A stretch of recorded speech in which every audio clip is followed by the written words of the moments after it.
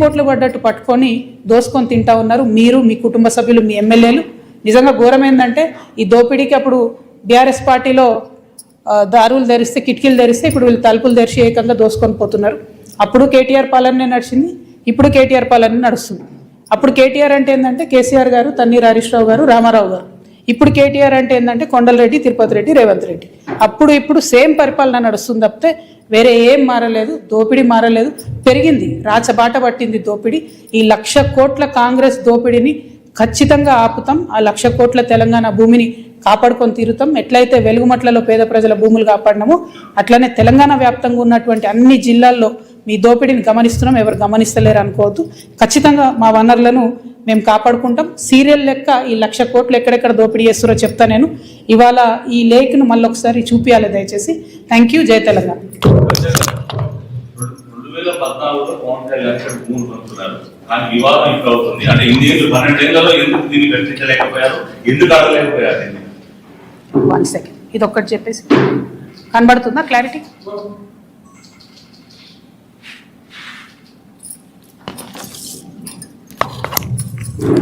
పవన్ కళ్యాణ్ కానీ ఎవరు కానీ భూములు కొనుక్కున్నా, అది రిజిస్ట్రేషన్ చేసుకున్నా, వాటి ఫైనల్ డీటెయిల్స్ తెలిసేంత వరకు మీకు తెలిసి నేను ఎక్కువ మాట్లాడను.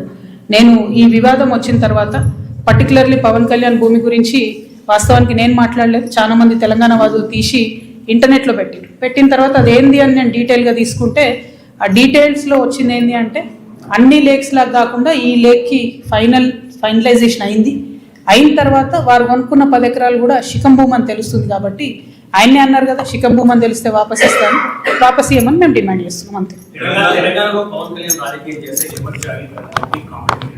ఏమో తెలంగాణలో బరాబర్ మా జాగిరే కదా, తెలంగాణ ప్రజల జాగిరే కదా. పవన్ కళ్యాణ్ జాగిర్ అయితే కాదు కదా, పవన్ కళ్యాణ్ వాళ్ళ ఫాదర్స్ జాగిర్ కాదు కదా, మా జాగిరే కదా. మేం కదా కొట్లాడింది తెలంగాణ కోసం. ఇట్లాంటి వాళ్ళందరినీ ఎదిరించి కొట్లాడినాం కదా. పవన్ కళ్యాణ్ అయితేంది, వాళ్ళ అన్న అయితేంది, మొత్తం వాళ్ళ ఆంధ్ర సంతతంతా వచ్చి కొట్లాడితే కూడా తెలంగాణ బిడ్డరు ఏదో చిన్న చీమలైన పెద్ద పామును బట్టి సంపుతాయన్నట్టుగా అంత పెద్ద ఆంధ్ర విషకూరల నుంచి తెలంగాణను బయటికి తెచ్చుకున్నాం కదా. ఏం ఊరుకోము అంటే కొట్లాడినాం, మేము కడుపు కట్టుకొని కొట్లాడినాం. కాబట్టి మాకు ఖచ్చితంగా కోపం వస్తుంది, ఖచ్చితంగా ఆవేశం ఉంటుంది. ఇక్కడ మీరు వచ్చి రాజకీయాలు చేస్తామంటే మాత్రం ప్రజలు ఓడిస్తారు ఖచ్చితంగా. ఇప్పుడు రాజ్యాంగం చెప్పింది కాబట్టి ఎవరైనా ఎక్కడన్నా పోటీ చేయొచ్చు అనేదానికి ఇబ్బంది ఏం లేదు. కానీ నైతికత అనేది ఒకటి ఉంటుంది. మీ వల్లనే సావగొట్టబడి, మా వనరులు దోచుకోబడి, మా సంస్కృతి మరుగున పడిపోయి, మేము ఇబ్బంది పడి 1200 మంది అమరవీరులు చచ్చిపోతే నువ్వు ఇక్కడ వచ్చి రాజకీయం చేస్తా అంటే మరి మేము తెచ్చుకునేది ఎందుకు తెలంగాణ? మేము చూసుకుంటే ఎందుకు ఊరుకుంటాం? టెక్నికల్గా నువ్వు 100 పనులు చేయొచ్చు, కానీ మారాలిటీ ఉండదా లైఫ్లో? నైతికత ఉండదా?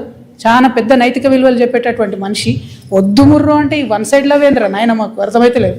వద్దు బాబు, మీ ఆంధ్రాలో మీరేమైనా చూసుకోండి అంటే ఈ గోలేంది, మీద వచ్చి యాసిడ్ వస్తా అన్నట్టు ఈ బలవంతము లవ్ ఏంది, నాకు అర్థమైతలేదు. అక్కడ కట్టుకోండి కదా క్యాపిటల్, ఆడ పడవలు వేసుకొని పోయే పరిస్థితి ఉంది, ఆడ కట్టుకోండి.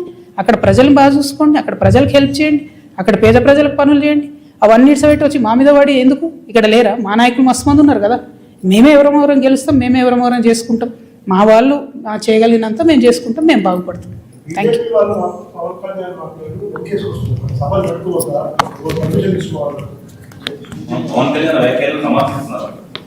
అంటే బీజేపీ వాళ్ళకి ఎవరు లీడర్ లేరు, వాళ్ళు ఏదో పవన్ కళ్యాణ్ వస్తే 2 ఓట్లు వస్తాయి అనుకుంటున్నారు. అవి ఉన్న 8 సీట్లు కూడా పోతాయి ఈసారి, అవి కూడా రావు. ఎందుకంటే తెలంగాణ ప్రజలు గమనిస్తున్నారు బీజేపీ వాళ్ళు ఏం చేస్తున్నారు అన్నది. వడ్లు ఈడ 75 లక్షల క్వింటాళ్ళు కొనాలి అని సీఎం గారు అంటారు. పంజాబ్లో 100% పండిన గోధుమలన్నీ కేంద్ర ప్రభుత్వం కొంటుంది. మరి 8 మంది ఎంపీలు పోయి అడగొచ్చు కదా, ఇక్కడ 100% మాకు, మనకెందుకు 38% కొనాలి? మరి ఆ మాట ఎందుకు మాట్లాడరు? పవన్ కళ్యాణ్ తర్వాత సంగతి.